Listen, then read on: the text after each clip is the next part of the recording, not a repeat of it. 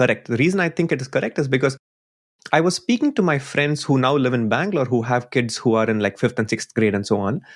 And I was asking them, hey, what do you think about the education that your kids have right now compared to what we did? Right. And she was telling me that the opportunities in education are incredible now. It's not like the way it used to be. I mean, in fact, the schools that we went to in the 90s were considered the cream of the crop, right?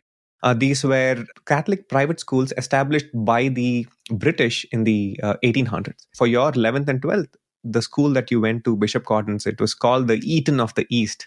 Yeah, the Eton of the East. These were very prestigious schools. And she was telling me that a lot of parents don't want to send the kids to those schools anymore because they haven't really changed that much from back then. I mean, they sort of still have, they haven't evolved from what they were. And instead, you have a ton of schools, right, with different philosophies. So if you want your kid to focus on STEM education, then there are schools, private schools for that. And if you want your kid to be more focused on outdoors and arts, then there are schools to cater for those kind of parents as well. Of course, these schools are expensive. They are still out of reach for most people. But I'm happy to see this kind of an education change. And they have at least 2 periods per day, which is 2 hours per day essentially, which is focused on outdoor play and crafts and arts and music and things like that. And if you compare That's that insane. to what we had, that's 2 hours per day, right? And when we were growing up, right from first grade, we had one class per week.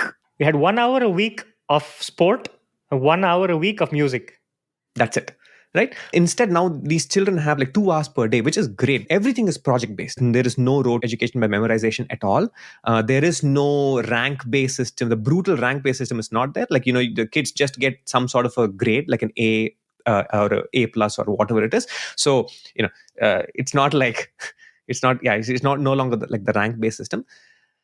And it seems very hopeful. It seems like her children are really enjoying going to school and learning new things and creating new things with their own hands.